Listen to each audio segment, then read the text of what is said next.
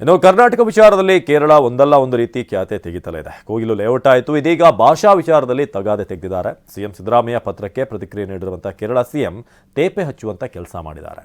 ಕೇರಳ ನಡೆಗೆ ರಾಜ್ಯ ಸರ್ಕಾರದ ಸ್ಟ್ಯಾಂಡ್ ಏನು, ಬಿಜೆಪಿಗರು ಏನು ಹೇಳ್ತಿದ್ದಾರೆ, ಒಂದು ಕಂಪ್ಲೀಟ್ ರಿಪೋರ್ಟ್ ಇದೆ, ಬನ್ನಿ ನೋಡೋಣ. ಕನ್ನಡವೇ ಬೇಕು. ಕನ್ನಡ ಬೇಗ ಕಲಿಬಹುದು ಮತ್ತೆ ಸರಳವಾಗಿ ಇದು ಮಾಡಬಹುದು. ನಮಗೆ ಕನ್ನಡ ಸಾಕು, ಮಳೆಯಲ್ಲಿ ಬೇಡ. ಬರ್ದಿದ್ದೀನಿ, ನಾನು ಹೋರಾಟ ಪ್ರಾರಂಭ ಮಾಡ್ತೀವಿ. ಕೇರಳದಲ್ಲಿ ಪ್ರಥಮ ಭಾಷೆಯಾಗಿ ಮಲಯಾಳಂ ಕಡ್ಡಾಯ ಮಸೂದೆ ಮಂಡನೆಯಾಗಿದೆ. ಇದು ಗಡಿ ಭಾಗದಲ್ಲಿ ಕನ್ನಡಿಗರೇ ಹೆಚ್ಚಾಗಿರುವ ಕಾಸರಗೋಡು ಮತ್ತು ಮಂಜೇಶ್ವರ ಭಾಗದ ಕನ್ನಡ ಮಕ್ಕಳ ಮೇಲೂ ಪರಿಣಾಮ ಬೀರಲಿದೆ. ಹೀಗಾಗಿ ಕೇರಳ ಸರ್ಕಾರದ ನಡೆಗೆ ರಾಜ್ಯದಲ್ಲಿ ಆಕ್ರೋಶ ವ್ಯಕ್ತವಾಗ್ತಿದೆ. ಖುದ್ದು ಸಿಎಂ ಸಿದ್ದರಾಮಯ್ಯ ಎಕ್ಸ್ನಲ್ಲಿ ಪೋಸ್ಟ್ ಮಾಡಿ ಮಸೂದೆ ವಾಪಸ್ ಪಡೆಯುವಂತೆ ಒತ್ತಾಯಿಸಿದರು. ಇದು ಭಾಷಾ ಸ್ವಾತಂತ್ರ್ಯದ ಮೇಲಿನ ಪ್ರಹಾರವಾಗಿದೆ ಎಂದು ಹೇಳಲು ವಿಷಾದಿಸುತ್ತೇನೆ.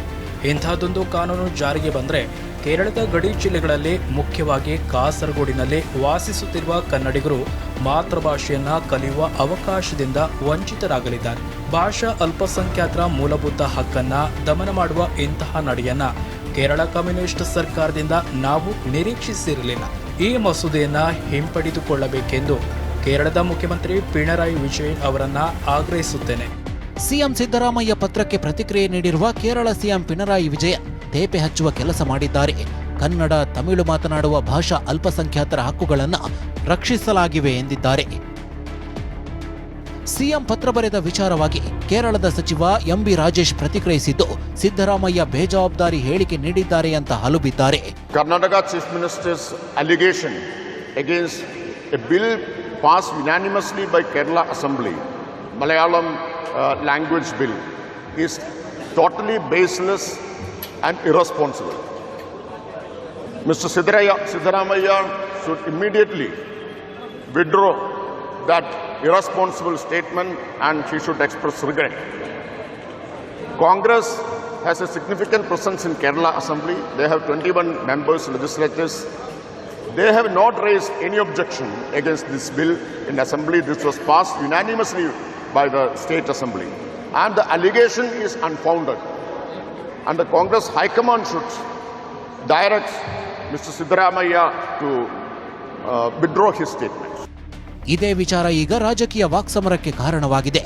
ಬಿಜೆಪಿ ನಾಯಕರು ನೇರ ಕಾಂಗ್ರೆಸ್ ಸರ್ಕಾರದ ವಿರುದ್ಧ ಹರಿಹಾಯ್ತಿದ್ದಾರೆ. NDA ಪಾರ್ಟ್ನರ್ಸ್ ಅಂದರೆ ಏನೇ ತೀರ್ಮಾನ ತೆಗೆದುಕೊಳ್ಬೇಕಾದ್ರೂ ಮಾತುಕತೆ ಇರ್ತದೆ, ಸೌಹಾರ್ದತೆ ಇರ್ತದೆ. ಇವಾಗ ನಮ್ದಿಲ್ವಾ, ನಮ್ಮದು JDS ಇರ್ತದೆ, ನಮ್ಮದು ನಿತೀಶ್ ಕುಮಾರ್ ಪಾರ್ಟಿ ಇದೆ. ಏನೋ ಮಾಡಬೇಕಾದ್ರೂ ತೀರ್ಮಾನ ಆಗುತ್ತೆ ಇದರಲ್ಲಿ. ಇದು ಏಕಾಏಕಿ ತೀರ್ಮಾನ ಮಾಡವ್ರೆ ಅಂದರೆ ಇದರಲ್ಲಿ ಸಿದ್ದರಾಮಯ್ಯನವರು, DK ಶಿವಕುಮಾರ್ ಕೈವಾಡ ಪಕ್ಕ ಇದೆ. ಇವ್ರ ಬ್ರದರ್ಸು ಅವರೆಲ್ಲ ಚರ್ಚೆ ಮಾಡಿ, ನಾವು ಸುಮ್ಮನೆ ಕನ್ನಡ ಅಂತೀರಿ, ನೀವು ಮಲಯಾಳಿ ಅನ್ನಿ, ಅಲ್ಲಿ ಮ್ಯಾಚ್ ಮಾಡಿಬಿಡೋಣ, ಇಬ್ಬರು ಮ್ಯಾಚ್ ಫಿಕ್ಸಿಂಗ್ ಅಂತ ಮಾಡ್ಕೊಂಡಿರೋದು. ಮಾನ್ಯ ಮುಖ್ಯಮಂತ್ರಿಗಳನ್ನು ಕೇಳೋದಕ್ಕೆ ಇಷ್ಟಪಡ್ತೇನೆ. ಕೇರಳದಲ್ಲಿರ್ತಕ್ಕಂಥ ನಮ್ಮ ಕನ್ನಡ ಶಾಲೆಗಳನ್ನು ಉಳಿಸುವಂಥ ಕೆಲಸದಲ್ಲಿ ಕೇವಲ ನಿಮ್ಮ ಹೇಳಿಕೆ ಪತ್ರಗಳನ್ನು ಬರೆದ್ರೆ ಸಾಕಾಗೋದಿಲ್ಲ. ನಿಮ್ಮ KC ವೇಣುಗೋಪಾಲ್ ಅವರ ಕಿವಿಯನ್ನು ಹಿಂಡಿ ಯಾವುದೇ ರೀತಿ ಕನ್ನಡಿಗರಿಗೆ ಅನ್ಯಾಯ ಆಗಬಾರ್ದು. ಈ ರೀತಿ ಒತ್ತಾಯ ಮಾಡಿ ಚುನಾವಣೆಗಾಗಿ ಈ ತಂತ್ರಗಾರಿಕೆಯನ್ನು ಮಾಡಲಿಕ್ಕೆ ಕೇರಳ ಸರ್ಕಾರ ಹೊರಟಿದೆ. ಇದು ವ್ಯವಸ್ಥೆಯ ವಿರುದ್ಧವಾಗಿ ನಡೀತಾ ಇರತಕ್ಕಂಥ ಒಂದು ಷಡ್ಯಂತ್ರ ಅಂತ ಹೇಳಲಿಕ್ಕೆ ಬಯಸ್ತೇನೆ. ಬಿಜೆಪಿ ನಾಯಕರ ಆರೋಪಗಳಿಗೆ ಕಾಂಗ್ರೆಸ್ ನಾಯಕರು ತಿರುಗೇಟು ಕೊಟ್ಟಿದ್ದಾರೆ. ಕೇರಳ ನಡೆಯನ್ನ ಖಂಡಿಸುತ್ತಲೇ ರಾಜ್ಯ ಸರ್ಕಾರವನ್ನ ಸಮರ್ಥಿಸಿಕೊಂಡಿದ್ದಾರೆ. ಸುಮಾರು 220 ಏನೋ ಶಾಲೆಗಳಿದ್ದಾವೆ ಬಾರ್ಡರ್ನಲ್ಲಿ ಅಂತ. ಆ ಶಾಲೆಗಳಲ್ಲಿ ಕನ್ನಡ ಶಾಲೆಗಳವು. ಅಲ್ಲಿ ಮಲಯಾಳಮನ್ನು ಕಲಿಸ್ಬೇಕು ಅಂತೇಳಿ ಅವರು ಅವರ ದೃಷ್ಟಿಯಿಂದ ಹೇಳ್ಕೊಂಡು ಮಾಡಿರ್ಬೋದು. ಆದರೆ ಕನ್ನಡಕ್ಕೆ ತೊಂದರೆ ಆಗದಾಗೆ ಮಾಡಬೇಕು. ಕಾಸರಗೋಡು ಕರ್ನಾಟಕದ ಒಂದು ಭಾಗ ಅಂತಕ್ಕಂಥದ್ದು ಮೊದಲಿಂದನೂ ಕೂಡ ನಮ್ಮ ಪ್ರತಿಪಾದನೆ.